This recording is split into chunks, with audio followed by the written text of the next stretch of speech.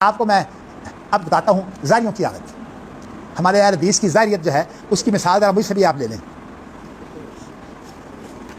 آپ کو یہ بتاؤں کہ ہمیں حدیث میں صرف ایک مثال ملتی ہے کہ کلمہ توحید کے ساتھ جو ہے وہ انگلی اٹھائیے. ایک مثال میں عبادت کی دے رہا ہوں, اس کے علاوہ مثال موجود ہے. وہ لڑکی جس کا سر کچل دیا گیا تھا اور وہ نزع کے عالم میں تھی. اللہ کے رسول نے پوچھا کہ اللہ کہاں ہے؟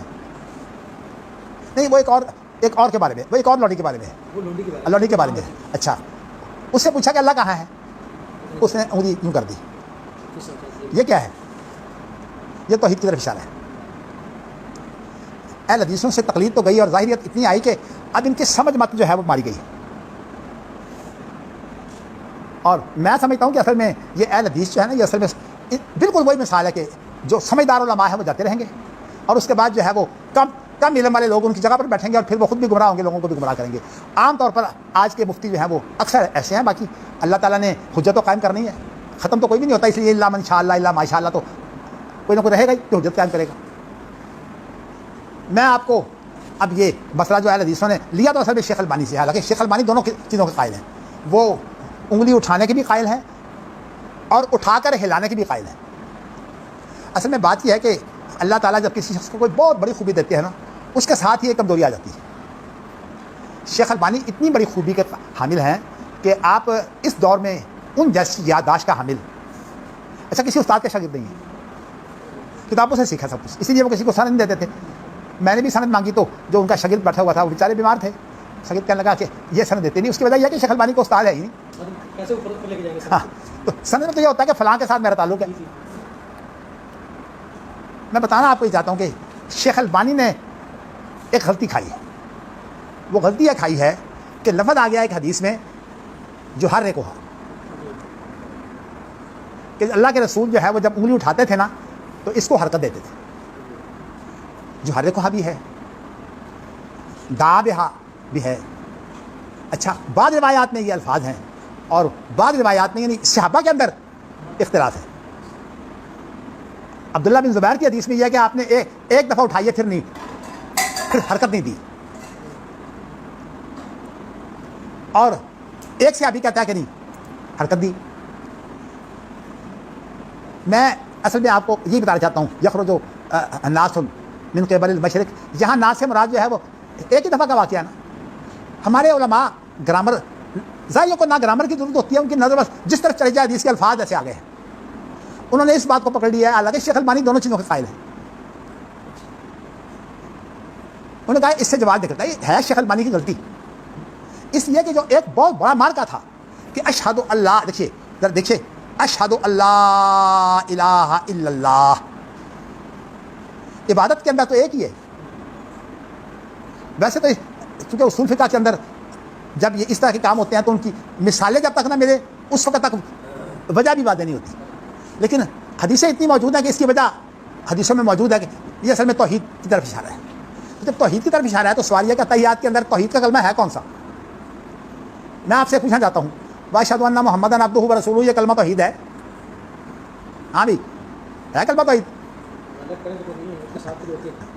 اس کا ساتھ جڑ جائے پھر تو ہر عمل ہی توحید ہے, پھر تو ہر چیز توحید ہے.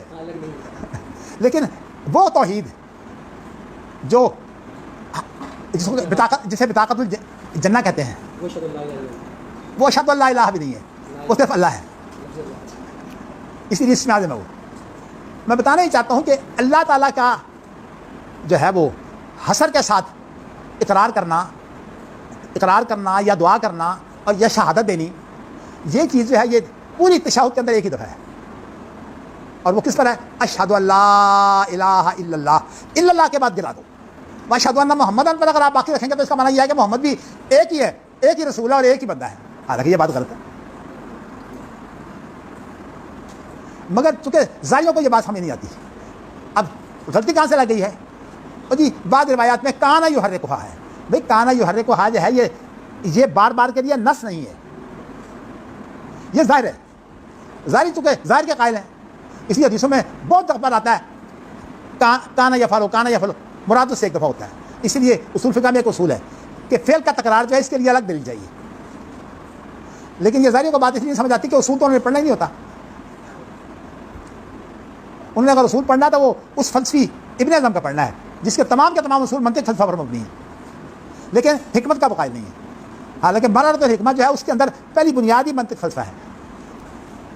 چلیے وہ بات دور چلی جائے گی. میں کہنا ہی چاہتا ہوں کہ اصل میں ہمارے ہاں جو باطن شریعت کے باطن کی جو معرفت ختم ہو گئی ہے نا, جو اللہ تعالیٰ نے ابن تیمیہ کو وغیرہ کو دی تھی. میں نے ابن قیم کا اس لیے نام نہیں لیا کہ سارے شاگرد ہیں, شاگرد پھر بھی شاگردی ہوتا ہے, استاد ہی ہوتا ہے. ابن تیمیہ کے مقام تک کوئی بھی نہیں پہنچتا, نہ ابن کثیر نہ ابن قیم. تو کہنے کا مقصد اصل میں یہ ہے کہ اس کے لیے میں نے ویسے تو ایک مضمون لکھا تھا, لیکن میں نے اپنے ایک بیٹے کو جو میں اس کو بڑی کوشش کرتا ہوں وہ ظاہر سے نکلے, لیکن وہ نکلنے کے لیے تیار نہیں ہے. تو اس لیے مجھے اس کا خطرہ تھا کہ یہ اگر کسی سے متاثر ہو گیا تو یہ ضدی ہے. میں نے اپنے بچوں کو جو ہے وہ یہ فوجی ٹریننگ کے لیے بھیجا تھا, بعض بچوں کو. ان میں میرا ایک پوتا بھی تھا, میرا ایک نواسا بھی تھا. ان کو جب میں نے ٹریننگ دلا دی تو میرا بیٹا مجھے آ کر کہتا ہے کہ میں نے بھی ٹریننگ کے لیے جانا ہے وہ نیک, میں آپ سے اجازت لینے آیا ہوں. میں کہا باپ نہیں اجازت دیتا. اس نے کہا وہ آپ کا پوتا بھی لے آیا ہے اور نواسا بھی لے آیا, مجھے اجازت نہیں دیتے. میں نے کہا بات ہر ایک کے حالات کے مطابق اجازت ہوتی ہے. میں نے اسے زیادہ نہیں کہا, لیکن وہ ماشاءاللہ پرہیزگار ہے اس لیے رک گیا, ورنہ وہ آج جو ہے وہ دنیا میں نہ ہوتا. میں آپ کو بتاؤں, کیونکہ ماشاءاللہ ان لوگوں کے پاس جو آدمی ذرا سر اٹھانے والا ہو نا, اس کا ایک ہی علاج ہے, بارڈر سے آگے بھجوا دو اس کو. چلیے جی, میں نے آپ کو یہ بات اس لیے بتائی ہے کہ کم از کم چلیے میرے شاگرد جو ہیں وہ تو سمجھ رہے ہیں کہ یہ مسئلہ جو ہے یہ کیا ہے. اچھا, ہمارے پاکستان ہندوستان کے تمام بڑے بڑے علماء انہوں نے اپنی تعلیم الصلاۃ میں یہی کہا ہے, یہی لکھا ہے. حافظ اللہ محدث روپڑی, سید نذیر حسین, حافظ محمد گوندلوی, تمام کے تمام کہتے ہیں کہ مجھے کلمہ توحید پر اٹھاؤ. لیکن جب سے وہ شیخ البانی کا اثر آیا نا یہاں, شیخ البانی فن حدیث کے اندر جو مقام رکھ سکتے ہیں, لیکن فن حدیث سے بھی ایک حصہ, اور وہ میں آپ کو اس کو بتاؤں گا. یہ جو مضمون آپ لکھ رہے ہیں نا, میں تھوڑی سی تھپکی دے دیں. جو مضمون لکھ رہے ہیں, جب آپ مضمون میرے پاس ساتھ آئیں گے میں آپ کو بتاؤں گا کہ شیخ البانی کی جو ہے وہ ایک حصے کے اندر جو خدا داد صلاحیت تھی نا, وہ ان کی دوسرے حصوں میں کمزوری کا باعث بن گئی.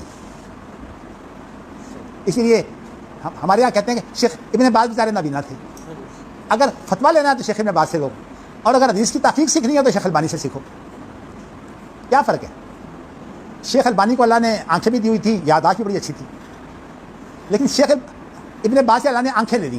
اس لیے وہ بیچارے جو سنتے تھے نا, باقی تو ان کے پاس غور کرنے کا وقت تھا, تو سن کر جو غور کرنے والی بات ہے نا, اس وجہ سے وہ ایک مقام لے گئے ہیں.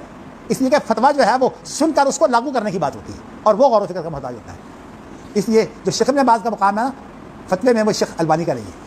ہمارے یہاں حدیثوں کی مصیبت یہ ہے کہ یہ شیخ البانی کے پیچھے زیادہ چلے گئے ہیں, لیکن چونکہ یہ فرقہ ہے اس لیے اس کے جو فرقہ وارانہ مسائل ہیں اس میں یہ شیخ البانی سے صلح نہیں کر سکتے. اگر آپ زیادہ چلے گئے پیچھے تو ذرا سونے کے زیور کو بھی آرام کریں, پھر عورتوں کے منہ بھی ننگے کر دیں, تاکہ ماشاءاللہ عشق و عاشق جو ہیں وہ کھلے ہو کر چلے. ہاں, پھر تو یہ ضرورت ہی نہ ہو ماشاءاللہ کہ جو باقاعدہ جو ہے وہ کہیں لڑکیوں کو جو ہے وہ پڑھانے والی, اس کی بھی ضرورت ہی نہ پڑے. جب کھلے عام ہو گئے بات میں, جس سے ماشاءاللہ فتویٰ پوچھنے کے لیے آئے تو ماشاءاللہ وہ بھی موجود ہے. ہاں جی, فتویٰ بھی لگ جائے گا, سب کچھ مل جائے گا. ہاں جی, تو بس اللہ ہمارے حال پر رحم کرے. آج میں نے مسئلہ واضح ہو گیا ویسے.